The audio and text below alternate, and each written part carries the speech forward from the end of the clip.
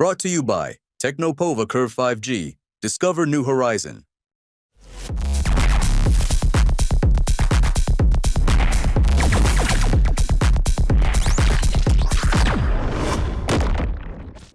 रजत, मुझे बताइए कि मूल विषय क्या है आपकी दृष्टिकोण से, और शासन आपसे क्या कह रहा है, और आप अभ्यर्थी अभी किस निष्कर्ष पर पहुंचे हैं? रजत। अरे श्रीमती जी, कुछ तो सस्ता लो। नहीं श्रीमान जी, सब बढ़िया है। इसमें क्या खास बात है? थोड़े में ज्यादा स्वाद, यही तो है इसकी खास बात। क्या स्वाद है? अरे मेरे राजा, सबका राजा आरती और मसाला। अब छोलिया हो या लोबिया, सफेद चने या काले चने, सब कुछ मजेदार बने। सर्वप्रथम सर आपका बहुत बहुत धन्यवाद मुद्दा उठाने के लिए। सर, हम सब अधिकारियों से 7 वर्षों से और माननीय शिक्षा मंत्री जी से मुलाकात के बाद केवल यही आश्वासन मिल रहा है कि सूबे के जो शिक्षा मंत्री वो कहते हैं, एक मिनट माइक हटा दीजिए तुम लोग। सूबे के शिक्षा मंत्री जी से पहले जब सतीश चंद्र द्विवेदी जी थे, उन्होंने कहा कि 17,000 भर्ती मिलेगी। फिर उसके बाद नए शिक्षा मंत्री बने, उन्होंने अनुपात समानुपात के बारे में कहा, अनुपात समानुपात बराबर कर दिया। फिर कल हम सब इस समय आयोग के धरना पर सर बैठे हुए हैं। ये जो सैकड़ों छात्र जितने आप देख रहे हैं, सारे छात्र आयोग के गेट पर रात दिन बैठे हुए हैं। इसलिए बैठे हुए हैं क्योंकि इस बार फिर आयोग हमको झूठा आश्वासन दिया है। कल ऑन कैमरा मीडिया में उन्होंने कहा, एक आखिरी और अंतिम हमको मौका दीजिए, हम 15 दिन के अंदर आपको बेसिक विभाग के साथ बैठक करके भर्ती पर सकारात्मक चीजें करके देंगे। ये चीजें कल मीडिया में उन्होंने बोला। हमने कहा अगर आप 15 दिन में दे रहे हैं, हम तो 7 साल का समय सरकार को दिए हैं, 7 साल का समय विभाग को दिए हैं, इसलिए 15 दिन हम सब रात दिन यहीं बैठने का काम करेंगे। इसी शर्त पे हम सब आयोग पर ही रात दिन धरना सर चला रहे हैं और सभी साथियों के साथ धरना स्थल पर बैठे हुए हैं। ठीक है रजत, मैं बीजेपी के पास चलूंगा। पहले संजय सिंह जी, आपने नौजवानों को सुना कुछ। मैं जो इस पूरी बड़ी समस्या के जो हाइलाइट्स मेरे दिमाग में है वो एक ही है, मुझे वो तकनीक समझाइए जिस तकनीक से 7 वर्षों में हजारों अध्यापक रिटायर हुए होंगे, कुछ दुर्भाग्य से दिवंगत हुए होंगे ऑन सर्विस, उन सबके बाद भी विधानसभा में अनुपात समानुपात बराबर हो जाए। ऐसा गणित मैं समझना चाहता हूं आपसे कि कोई तो खोज लाए होंगे एआई से, किसी से अधिकारियों ने कुछ तो गणित लगाया होगा ना, वो मुझे समझाओ। ये 12 लाख बच्चे सिर्फ बेसिक में अध्यापक होने की पात्रता रखने वाला कोर्स करके आए, 12 लाख हो गए अब तक 7 साल में। ये क्या करें? ये मैगी बेचे, ये खरबूजा बेचे, ये क्या करें? इसका तो कोई उत्तर देना होगा। और अगर मान लीजिए हम ये कहें कि हमारी जिम्मेदारी नहीं, मान लीजिए शासन ये कहे, तो मेरा प्रश्न ये कि ये बीएड और डीएलडी और इस तरह के बीटीसी टीटी जितने कोर्स हैं, इनमें बंद ताला क्यों ना डाल दो? जब स्टेशन पर रेलगाड़ी नहीं है तो टिकट काय को काट रहे हो भैया? संजय जी, जब भर्ती नहीं है, अनुपात समानुपात सब बराबर है विधानसभा में, तो कम से कम ये कॉलेज ही बंद कर दो। फिर लड़का अपने रास्ता ढूंढ लेगा। जब उसको पता लग जाएगा कि उत्तर प्रदेश में इस तरह के सारे जो प्रशिक्षण वाले कॉलेज थे बंद हो गए, नहीं ये भी खुले रहे, वो इनकी फीस भी दे, समय भी दे, और उसके बाद ठन गोपाल। संजय जी। जी जी, नहीं भाई साहब, योगी जी की सरकार इस मामले में बहुत संवेदनशील है। और जो रजत जी जो इस धरने का नेतृत्व कर रहे हैं, सरकार इनके साथ है। इनकी चिंता संवेदना पर बहुत गंभीर है। पूज्य योगी आदित्यनाथ जी खुद कह चुके हैं कि हमें शीघ्र भर्ती करानी है। 1,93,800 कुछ अध्यापकों का भर्ती होनी है। थी नहीं, मतलब मैं चलो मानता हूँ।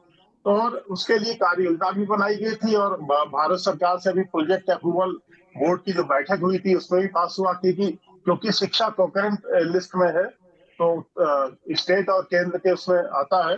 लेकिन जो सरकार का एजेंडा है मार्च 2026 तक 1,81,276 प्राथमिक विद्यालयों में और 12,856 माध्यमिक शिक्षा विद्यालयों में नियुक्ति की जानी है। 3 चरणों में होनी है, बिल्कुल स्पष्ट है। और किन कारणों से ट्वीट आया और उसको डिलीट कर दिया गया मैं इस बारे में नहीं बोल सकता क्योंकि मुझे उसकी जानकारी नहीं है।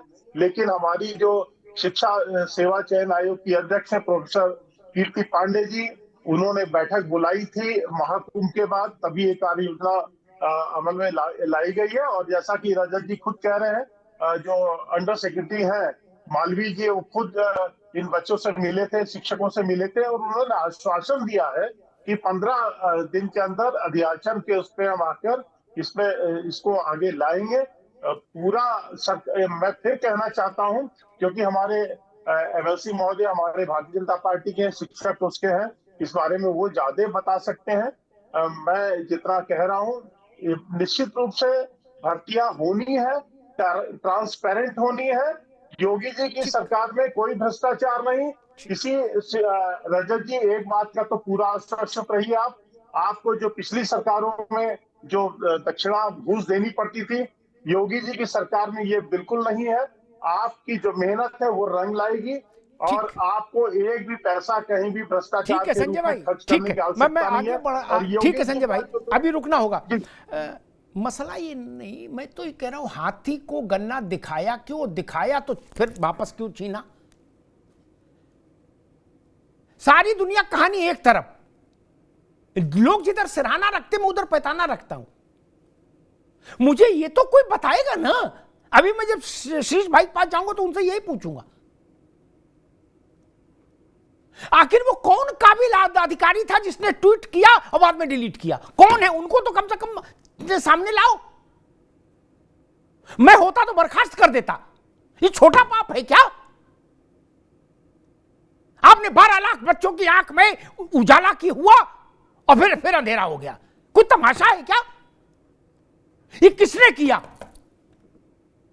और अगर उसको ढूंढने में भी मीटिंग करनी पड़े तो मैं इसे तर्क को स्वीकार नहीं करता। अगर मुझसे कोई, आप संजय भाई आप कहो या श्रीचंद जी कहे कि नहीं उसके लिए भी एक कमेटी बनाई, ढूंढ रहे हैं किसने ट्वीट किया, तो मैं नहीं मान सकता ना। तो सबको पता होगा किसने ट्वीट किया, किसकी अनुमति से ट्वीट हुआ और कैसे डिलीट हुआ।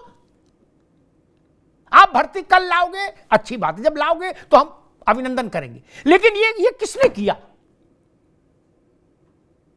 इससे पता लगता है कि हम कितने संवेदनशील हैं। इसीलिए मैं कह रहा हूं कि ये छिनगारी का खेल खेला जाएगा क्या? ये बच्चे इसीलिए इलाहाबाद आ गए, एलनगंज में इसीलिए बैठे हुए हैं ये भाई। अरे भाई गजब कर रहे हो संजय भाई, इसके लिए कोई मीटिंग कैबिनेट की बुलानी थी कि रॉकेट साइंस थी यार? 5 सेकंड में आदमी बर्खास्त होता है, 5 सेकंड में। अब मैं पता हो कि भाई संजय सिंह ट्वीट करते हैं तो संजय सिंह को बर्खास्त करने में कितनी देर लगनी चाहिए? 5 मिनट।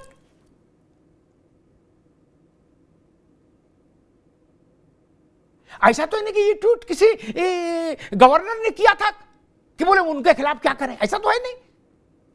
जिसने भी किया उसको दंडित करके आप बच्चों को बता देते, मुझे प्रसन्नता होती। खैर अशोक यादव जी, प्रश्न वही कि आप भर्ती कब लाएंगे नहीं लाएंगे ये अलग का विषय। मूल विषय ये कि 8 साल में 7 साल में जितने लोग रिटायर हुए उनका रिप्लेसमेंट क्यों नहीं आया? और उससे भी बड़ा जादू ये कि लोग रिटायर होते रहे, दिवंगत होते रहे, उसके बाद भी अनुपात समानुपात गड़बड़ाया नहीं। ऐसी तो साइंस एआई के पास भी नहीं है। Holland, Poland, America, Japan, Germany, कहीं चले जाओ ऐसी साइंस नहीं मिलेगी कि जिसमें ये हो गया 7 साल में कई लाख लोग रिटायर हो गए होंगे, 1000, 2000, 10,000 आदमी दिवंगत भी हुआ होगा लू लपट में। अधिकारी चिट्ठी बना के दे देते, बोले सब अनुपात समानुपात बराबर है। क्या अशोक यादव? जी अमिताभ जी, बहुत ही आपने अच्छा सवाल किया है, और ये सवाल बिल्कुल उन अभ्यर्थियों की तरफ से भी है जो प्रयागराज में धरनारत हैं। ये सवाल उन सारे नवयुवकों की तरफ से है जो नौकरियों के लिए संघर्ष कर रहे हैं, और इस सवाल का जवाब सरकार को देना चाहिए। सरकार के जो भी रिप्रेजेंटेटिव्स हैं उनको देना चाहिए इस सवाल का जवाब, कैसे अनुपात बराबर हो जा रहा है। दरअसल समस्या अमिताभ जी, आपने देखा होगा रेलवे में ट्रैकमैन होते हैं, उनको पॉइंट्समैन भी कहते हैं, ट्रैकमैन कहते हैं। उनका काम है जब ट्रेन आती है तो लीवर खींच के उसकी पटरी चेंज कर देते हैं। तो कमोबेश स्थिति यही है योगी सरकार की या मोदी सरकार की। ये ट्रैकमैन की तरह जब हमारे युवाओं की ट्रेन आती है नौकरी के लेकर के, अपने करियर को लेकर के, अपने भविष्य को लेकर के, तो ट्रैकमैन बैठाई हुई है सरकार, वो उनका ट्रैक बदल के घुमा के दूसरी तरफ कर देती है, चलो राष्ट्र निर्माण की तरफ। और राष्ट्र निर्माण वाला ट्रैक कौन सा है? तो आरएसएस और भाजपा की तरफ चलो। और आरएसएस भाजपा की तरफ क्या है? छद्म हिंदुत्व की तरफ चलो, गोरक्षक दल के सदस्य बन जाओ, बजरंग दल के सदस्य बन जाओ। तो इस तरह से ये सब काम करो, इससे राष्ट्र निर्माण होता है। नौकरी चाकरी से राष्ट्र निर्माण थोड़ी ना होता है। नौकरी चाकरी कौन मानता है? मोदी जी कह ही रहे हैं कि आत्मनिर्भर बनो, आत्मनिर्भर बनो, जाओ कहीं अपना रोजी रोजगार करो। अब सवाल उठता है कि सारे लोग अगर अमिताभ जी इसी तरह से सरकार कहेगी सबको आत्मनिर्भर बना देगी, फिर राष्ट्र कैसे चलेगा? हमारे देश में एजुकेशन को लेकर की जो स्थिति है, रैंकिंग जो है, वो रैंकिंग किसी से शुरू थोड़ी ना है। टॉप 10 यूनिवर्सिटीज में हमारी कोई एक यूनिवर्सिटीज नहीं। मैं विभिन्न इंडियन एक्सप्रेस देख रहा था, विश्व के सारे नाम में हमारा एक भी नहीं है। समस्या ये कि एजुकेशन को लेकर के सरकार इतना क्यों मतलब उस पर ध्यान नहीं दे रही है, को लेकर के, हमारे छात्रों को लेकर के, क्योंकि ये सरकार के एजेंडे में नौकरी नहीं है। सरकार के एजेंडे में जो मैंने कहा आपसे, ट्रैकमैन है, जब नौकरी मांगे आपका रास्ता बदल के दूसरे तरफ दिखाएगी। और लेकिन हमारे जो छात्र हैं उनका भविष्य अंधकारमय करने की साजिश सरकार करती है। उन्होंने सवाल किया वो जगह कैसे सरकार कैसे मैनेज कर लेती है। ये भी अपने आप में जादू है। ये आज के जो सबसे बढ़िया जो एआई सिस्टम है वो भी इस पहेली को सॉल्व नहीं कर पाएगा अमिताभ जी, कि कैसे चमत्कार हो जाता है। लेकिन सरकार अगर उसके अंदर जरा भी संवेदना, मानवता बची है उन नवयुवकों के प्रति, उनके अभिभावकों के प्रति, उनके परिजनों के प्रति, और बात देश की शिक्षा के प्रति, तो सरकार को अविलंब जो 2018 से रुकना होगा, 2017 से भर्तियां रुकी है उसको अशोक भाई जारी कर युवाओं के भविष्य को साथ आपने अच्छे से अपनी बात रखी। मैं शर्मा जी के पास जाऊं। शर्मा जी, मैं तो गांव देहात का आदमी, बुनियादी सवाल, वो ट्वीट किसने किया और किसने हटाया, उसको अभी तक बर्खास्त करके अखबार में खबर क्यों नहीं छपवाई आपने? ये तो तुरंत काम हो जाना चाहिए था। इसके लिए कोई मीटिंग होगी, कोई कोर कमेटी बैठेगी, कोई विधानसभा में प्रस्ताव आएगा? नहीं, दिल्ली से पूछना पड़ेगा? नहीं ना, संघ से पूछना पड़ेगा? ऐसा तो कुछ भी नहीं था। नाप देते 2-4 को और हमको बता देते कि हाँ नाप दिया। ये किसने पाप किया? 12 लाख बच्चों के साथ ये मजाक किसने किया? भर्ती जब आएगी मैं आज इस बहस में इसलिए आया कि वो मजाक किसने किया था। जब भर्ती आएगी तो मैं प्रशंसा करूंगा, लेकिन मैं पूछ रहा हूं ये किसने कहा था कि 2 लाख भर्ती 3 चरणों में होने जा रही है? अब फिर वो ट्वीट डिलीट कैसे हुआ? श्रीचंद जी देखिए अमिताभ जी, आप बधाई के पात्र हैं कि आप हमेशा जन सरोकार के विषयों को लेते हैं और उन पर सार्थक चर्चा भी कराते हैं और समाधान की तरफ भी ले जाते हैं। मेरा आग्रह यह है कि विषय केवल ये नहीं है कि कौन अधिकारी था जिसने ट्वीट किया और उसके खिलाफ कार्रवाई हो जाने से मूल समस्या हल हो जाएगी, ऐसा तो है नहीं। और क्या सोचकर उसने, कौन सी चर्चा विभाग में चल रही थी जिस चर्चा को लेकर उसने ट्वीट किया, जब तक पूरी चीजें तैयार ना हो जाए।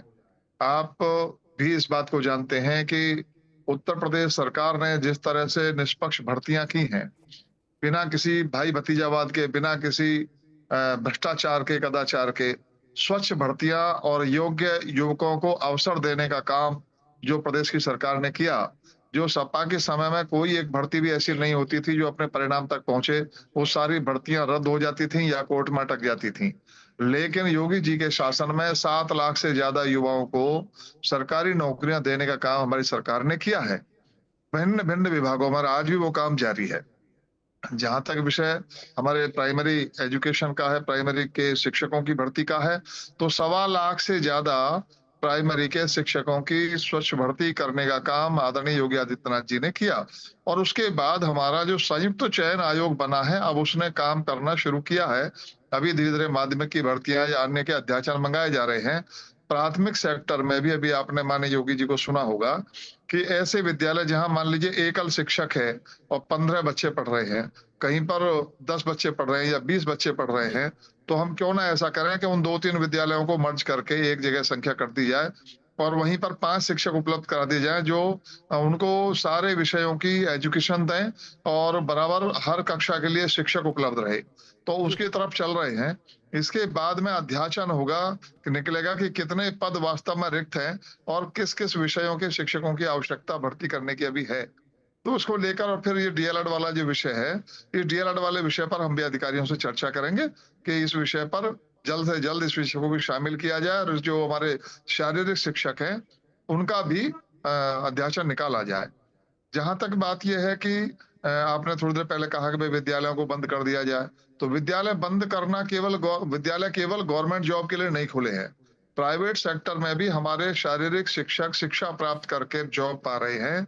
हमारे बहुत सारे विद्यालय ऐसे हैं, जितने हमारे सरकारी विद्यालय हैं उनसे कहीं ज्यादा निजी क्षेत्र के विद्यालय हैं जहां पर बच्चों को शिक्षा दीक्षा दी जा रही है। वहां पर भी शारीरिक शिक्षकों की आवश्यकता होती है और उनको जॉब मिल रहा है।